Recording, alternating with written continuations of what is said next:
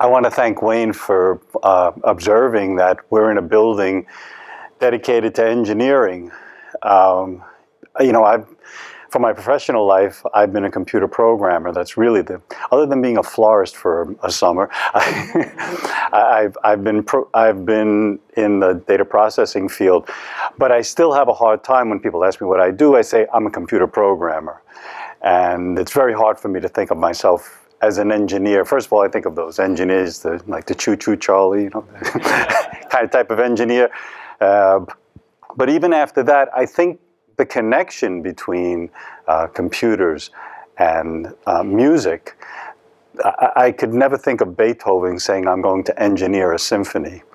But somehow I can think of him saying, I'm going to program the instruments to play what I want them to play. So somehow this speaks more to me. So I am a computer programmer, and I took my first computer programming course, 38 years ago. Shh. But I still remember something the teacher told me. He said 3 things can go wrong with a computer program. It can produce unexpected results, it can do nothing, or it could blow up. Now, as a novice programmer, I had to take this on faith. But after years of correcting programming errors, I found my teacher's rule to be true. Because computers and the programs that run on them are human inventions, they inherit human strengths and weaknesses. To learn more about how things like computer programs can go wrong, then it's useful to look at what it means to be human. Givaldo Franco, in his book, I Love Myself, I'm Addiction Free, says that we've inherited a body that is the result of millions of years of evolution and an intelligence that's new, only some 10,000 years old. He tells us that research suggests that 80% of the world's population live from the mouth down, living to put food in their stomachs, clothes on their backs, and a roof over their heads. We know how to care for the body. We can rely on instinct. With this wonderful instrument that we have, we can rely on instinct to take care of our physical health. You know, we eat when our stomach growls. We seek warmth when our body shivers, and we sleep when we feel drowsy. We can't, however, rely on instinctual knowledge for our psychological health because human nature doesn't have these instincts. So how can we care for our psychological health? How do we feed our intelligence, protect our sense of right action, and clothe our understanding of what humans are for? A cartoon I saw struck me as how we normally think about this question. In the cartoon, a manager is just about to walk out the door and he says, everyone start working. When I come back, I'll tell you what I want you to do. But Jesus tells us clearly what humans are for, what the purpose of our life is. He doesn't ask us to be powerful or successful or great or even a winner or enlightened. He doesn't ask us to be right. He never said, thou shalt be right. He doesn't expect from us sinless perfection, but only for a change of heart and to go and sin no more. Jesus tells us what we are made for is heart work. Relationship is everywhere in Jesus' teaching. Jesus tells us to love God and one another, to forgive each other, to reconcile with our brother, to love our enemies, to lay our hands on the sick, and to be a peacemaker. Jesus loved those who seemed unlovable, forgave those who seemed unforgivable, healed those that seemed incurable, and asks us to do the same. He taught us to pray, not my Father, but our Father. Not give me this day my daily bread, but give us this day our daily bread. He told us, blessed are the peacemakers, for they shall be called children of God. We are brothers and sisters of the human family, called to make peace with one another, regardless of the differences that separate us. Strength seems inherently aggressive, and it takes a new thinking, Christ consciousness, to see strength in peace. We build relations not through power, but through community. Every encounter we have with another person changes us. From the moment we're born, we're tuned into other people's actions and emotions, and when we respond, our inner world and outer expression change. A newborn can hardly see, and yet within an hour of its being born, a baby can imitate the expressions of those around it. We are interconnected at the deepest levels. Everything we do, say, and experience exists in a web of relationships. When we interact with one another, we come to know ourselves. We experience our impatience, intolerance, and irritation, our compassion, concern, and caring. Without others, these emotions may be hidden in some dark corner of our awareness that makes us unaware of who we are. It's in the messiness of everyday living that we come to know ourselves. A Zen story tells of two brothers who vowed to devote their lives to attaining peace of mind. One brother went to the top of a mountain to learn how to still his mind until he could hold a ball of snow without it melting. The other brother stayed at the bottom of the mountain, helping the village and its people. Years passed, and mountain brother came down holding a ball of snow to show village brother that he had learned to still his mind. When he found him, village brother was treating the wound of a young woman, and her clothes were pulled up to reveal her leg. Immediately, the ball of snow melted in mountain brother's hand. It took only a moment with another person for mountain brother to lose his peace. Defining peacemaking is as tough as defining love or forgiveness. So I'm going to look at peacemaking the way a professional approaches his work. A lawyer can help you if you have trouble with the law, but can't make you a good citizen. A teacher can help you if you lack knowledge, but can't develop your intelligence. A doctor can help you if you have disease, but can't create good health. These professionals recognize that the remedy for trouble with the law, lacking knowledge, and bodily disease is essentially external, while intelligence, good citizenship, and health must be determined by each one of us. We don't lack external truths. We have plenty of teachings. What we need to do is to question these teachings to find out how they are true for each one of us. No one can do this work for you. If you let that happen, you'll be living someone else's life. So I might be able to help you with how peacemaking can go wrong, but to be a peacemaker is an inside job. Peacemaking can go wrong in ways similar to my teacher's 3 rules on computer programs. Peacemaking can blow up, do nothing, or produce unexpected results. Let's look at each one of these one at a time. My teacher told me that computer programs can go wrong by blowing up.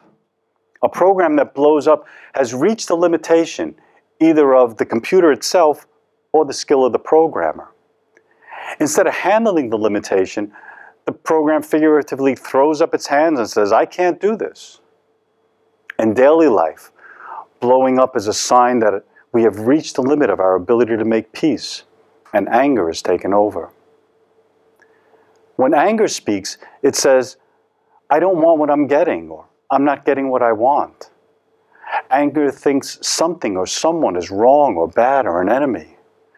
Anger wants something or someone to change and overestimates our ability to control or influence situations and people. Our free will allows us to choose our actions.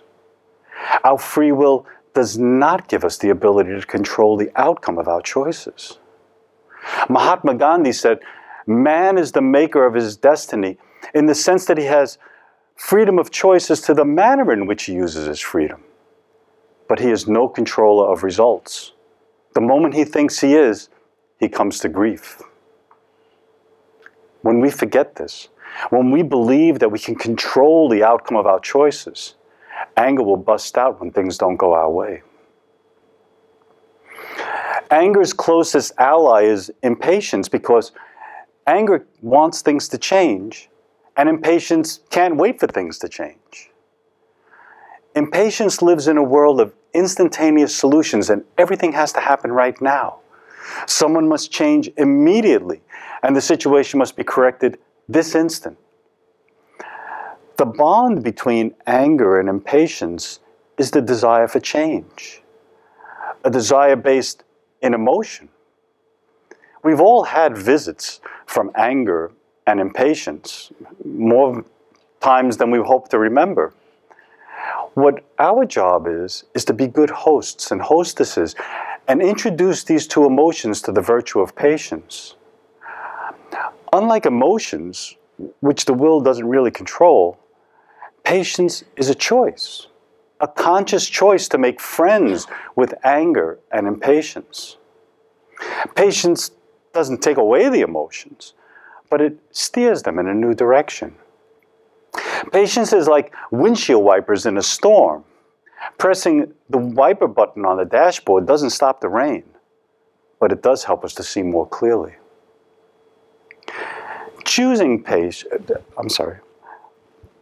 Patience is a choice, but once anger and impatience take over, choosing patience is difficult. So patience requires us to train with little things, because if we make a big deal of little things, what will we do when the big ones come? We're experts at using our intelligence to irritate ourselves. We complain that the weather is too hot or too cold. There are too many mosquitoes in summer. The lines are too long at the bank. The trains take too long to come, and there are so many bad drivers on the road. Complaining about irritations is the junk food that anger and impatience feed on. We get irritated because of the way we think. Shantideva, the 8th century Buddhist monk, puts it this way: if you walk barefoot, your feet will get cut by stones, wet from puddles, and burned by hot sand. You may think, the world is too sharp, too wet, and too hot.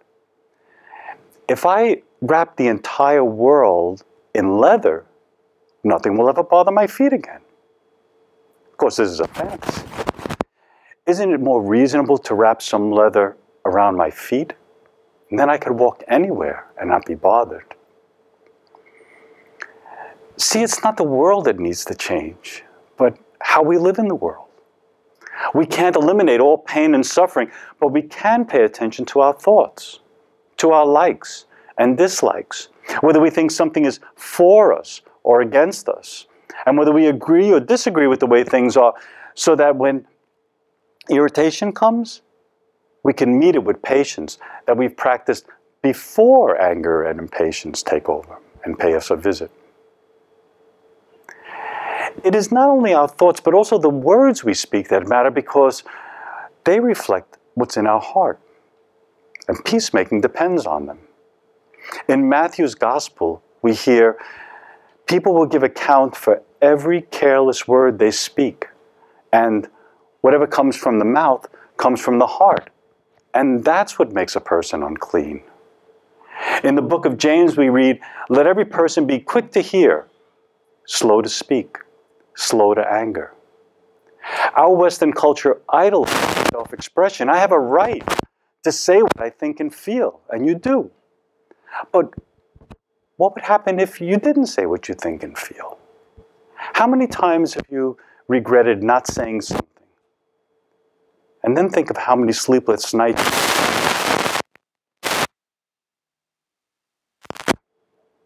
Peacemaking asks us to close our mouths when we want to change someone, and open them when they create community. My teacher told me that computer programs can go wrong by doing nothing. The program works, but nothing happens. Saying nothing happens is too hasty a conclusion, because computer programs rarely do nothing. A program can have thousands of individual instructions, and all of them can work just as I intended, and yet not produce any result I can see. Peacemaking can be like this. Peacemaking is seen to do nothing, to end differences and bring about peace. We're skeptical of peacemaking because we feel it won't produce anything significant. We fear that peacemaking will label us as unrealistic or a dreamer, and we'll be perceived as weak and laughed at. And we lose hope saying, I work so hard to make peace, and nothing I do works. St. Paul clears our vision. He tells us, where does this leave the philosophers, the scholars, and the world's brilliant debaters? God has made the wisdom of this world look foolish. And again, for the wisdom of this world is foolishness with God. And one more time, God has chosen the foolish things of the world to shame the wise. And God has chosen the weak things of the world to shame the things which are strong. Peacemaking looks foolish to the wise because they follow the wisdom of the world that values winning and results. The wisdom of God is not focused on results, but on right action and right work. The writer and mystic Thomas Merton said, do not depend on the hope of results. You may have to face the fact that your work is apparently worthless and produces no result at all. Concentrate not on results, but the value, the rightness, the truth of the work. So what is right work? Let's use health as a simple example. I go to the doctor and I say, Doc, I want to be healthy. What should I do? And she may say to me, eat healthful foods, exercise, rest, have a hobby, stay connected with family and friends, and shut off that cell phone. So if I do all those things, I'll be healthy? No, I can't guarantee you're going to be healthy. But you'll be doing the right things for your health. When we decide to be spiritually healthy, we focus on right work. We love even if it's conditional. Forgive even when I still feel hurt. Reconcile even if only partially. Make peace even if it seems to do nothing. If we focus on results, which we don't control, we'll only be disappointed and give up when we don't see results happen on our timetable. And results can be deceiving. Something that looks good may be harmful. Addictions often start out this way. Just as something that is painful may turn out to hold benefits. Think of a visit to the dentist. It's hard to get work right because work often means doing something that someone else tells us is valuable. We might be able to do this to earn a living, but not with spiritual work. Spiritual work values the work itself, or else the work becomes a means to an end to get something good or avoid something bad. And we're right back to working for results again. We can work hard to conform to the rules, lead a sinless life, be regular in every way, and still live a life that is without peace.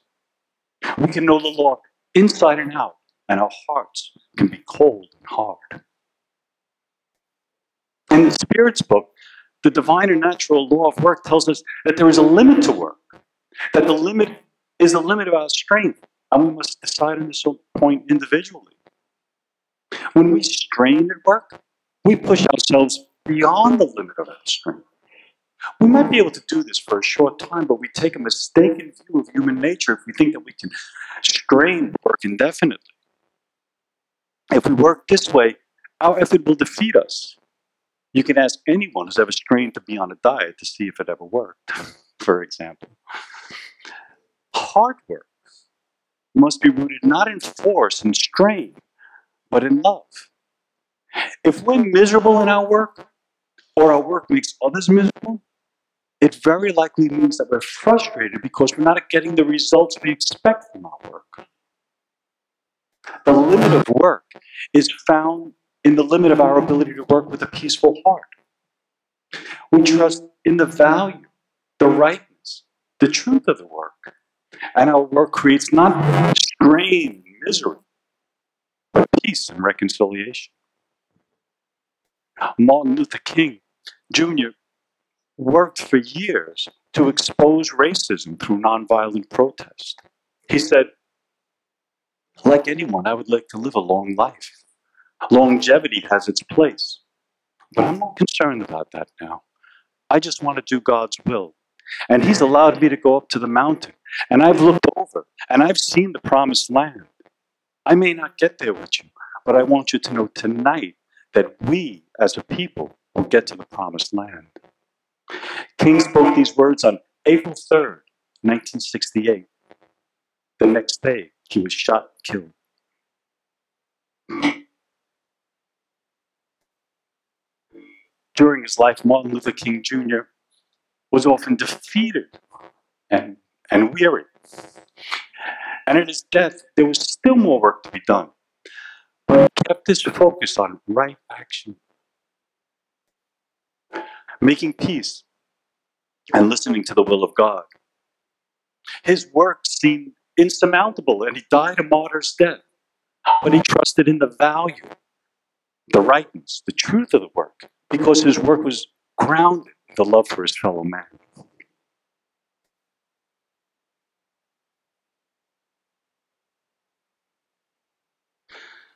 My teacher told me that computer programs can go wrong by producing unexpected results. The program works, but the results are confusing, like someone getting $1 million bill from Con Ed. I found that this kind of error is common when I've oversimplified the question. I didn't account for the complexity of the information that I had to work with. St. Augustine helps us to understand the danger of simplistic, black and white, all or nothing thinking. As a young man, he anxiously sought the answer to the question, where does evil come from? The problem is this: if God is good, He would want His creatures to be happy. And if God was all-powerful, He could do as He wished. But creatures are not happy. So God lacks either goodness or power or both. Now, for most of us in the room, we could ask this question and still get a good night's sleep. But not St. Augustine. He felt that for him to live a meaningful life, he had to get this right. He found his first answer in the solution offered by Manichaeism. This religious movement taught that there were two gods: a good God that created a spiritual world of light, and an evil God that created a material world of darkness. That is, there was a good power that created spiritual things like the soul, and an equally strong evil power that created the material world and everything that's wrong with it. Well, this settles it now. The good God has nothing to do with evil. That's all caused by the evil God. After being a Manichae for 10 years, Augustine became unhappy with this simplistic answer to the origin of evil. He began to take the Bible seriously and read that there was one God who created everything, and that each thing that He created, He called good. Moral evil was not the result of an evil God, but rather the result of human free will. God doesn't prevent evil that comes from our choices because free will is a good that He's given to humans. Augustine says that God could prevent us from doing evil by taking away our free will, but He prefers to show His love by bringing His good out of our evil instead of there being no evil. Think of the idea of one God versus two gods this way. If I buy a shirt and find when I get it home that there's a hole in it, I can't remove the hole and bring it back to the store. My new shirt is not made from two substances, one good and one bad, a shirt and a hole. The hole exists because the shirt exists. And without a shirt, there's no hole. I might get rid of the shirt if it doesn't do what a shirt should do: protect and beautify the body. But we go wrong when we think about defects in people the same way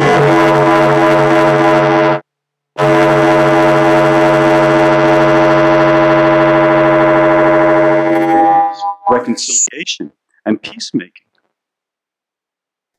People are not made to be free from damage and defects, but to use their freedom to love, to reconcile, and to make peace. Augustine says that moral evil doesn't have its own existence, but is rather a lack of the good. This seems obvious, but how many times do we look at the world as a Manichaean does, dividing the world into good and bad, right and wrong, light and dark. We think the Manichaean belief in one good and one evil God is misguided. But we can think this way when we see people as good or evil as if they were created by two different sources. Objective good and evil do exist. But where we go wrong is when we use our prejudices, biases, and incomplete understanding as a measure of good and evil. We can see the good in others subjectively by saying, what does this person mean to me? Do I approve of them? Can they help me? Do they treat me right? And we can see the good in others objectively. People have intelligence, reason, free will, conscience, imagination, creativity, and the capacity to love. These are goods each of us, each human has. We're trained to see wrongdoings, but the wrongs we see are not in the person. The wrong is in the action or the use of the will. A person can do something evil or criminal, but no matter what evil a person does, he cannot make human nature evil because he is created as good by a good God. As we open our vision, we see that free will is a good given to humans independent of how it is used. Seeing the good in others objectively and learning to love the good changes us both. Loving the good in others changes them because now they know they are lovable and that their faults are overshadowed by the goodness. Loving the good in others changes us because when we see others as lovable, we have to learn to love them right. And when we love them right, we become peacemakers. It can be that simple. My teacher's 3 ways computer programs can go wrong: blowing up, doing nothing, and producing unexpected results, helped me to mature as a programmer and open my vision to how peacemaking can go wrong. As insightful as my teacher's rule is, I know I won't remember it when I'm stressed or upset. What I can do is develop a peaceful mind before trouble comes. Our prayer to put into practice what we've learned is answered when we practice. So here are 3 practices or skills we can use to visualize peace. I gave them names. I call them making room for the 10%, offering silent intentions, and the breath of patience. Skill number 1. When peacemaking produces unexpected results, it means we have lost the true value of relationship. That is, to love the good in another person. Our prejudices, biases, and black and white thinking prevent us from seeing the good in others. No one has the whole truth. Each of us sees only part of the truth. So making peace means making room in our thinking, or holding 2 thoughts or 2 truths at the same time in our minds, and asking, what truth does this person have that I don't? The Franciscan speaker and writer Richard Rohr gives us a way to frame this question. This skill, making room for the 10%, is aimed at our intention to make peace in relationship. Richard Rohr suggests this: when I disagree with someone, admit that the person is at least 10% correct. Admitting that he or she has at least 10% of the truth allows the other person's truth in my thinking. Making room for the 10%, we love the good in others because now we can see that we are all searching for the truth. Skill number 2. When peacemaking seems to do nothing, it means we have lost faith in the value of right work. Valuing right work tests our belief in reincarnation and immortal life, that what we do has a cumulative meaning apart from the seeming insignificance of everyday life. This skill, offering silent intentions, is aimed at our desire to make peace with other people. They're called silent because you don't say these out loud. You say them only to yourself. To someone you love, think, may you be happy. To someone you pass on the street, think, may you have peace. To someone at work, think, may you be healthy. To someone who challenges you, think, may you be loved. To a politician, think, may you be free from suffering. Offering sound intentions blocks our habit to judge, teaches us to want the good for others, and creates a mind ready to make peace. Skill number 3. When instead of peacemaking we blow up, we give into a feeling. We give into a feeling that exhausts our breath. So, excuse me. You don't mind if I sneak a think in my nose. I knew I brought this for a reason.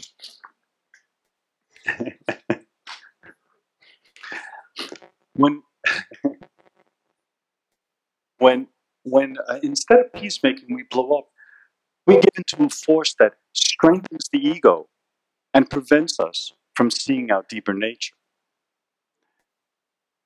Blowing up exhausts our breath. Choosing patience allows us to gives us time to breathe and wait for a peaceful response. But this skill, the breath of patience, is aimed at our intention to make peace with our deeper self. Put a hand on your heart and breathe in before saying each of these statements. I am immortal. I am changing. I am forgiven. I am loved. The breath of patience awakens us to our deeper self and is our halfway house to peace. Making room for the 10%, offering sound intentions, and the breath of patience are just 3 ways we can use to visualize peace. I invite you to try them for yourself. They may open the door of peace for you. I want to leave you with a quote from theologian and spiritual writer Henry Nouwen. Nouwen suffered from clinical depression and wrote openly about his loneliness and personal struggles. He said, "Only one thing seems clear to me. Every day should be well lived. Did I offer peace today? Did I bring a smile to someone's face? Did I offer words of healing? Did I let go of my anger and resentment? Did I forgive? Did I love?" These are the real questions. I must trust that the little bit of love I sowed today will bear many fruits here in this life and in the life to come. Henry Nouwen's words live in a world that Jesus asks us to visualize, a world of peacemaking, healing, and reconciliation, a world big enough for all of us. Thank you for your kind attention.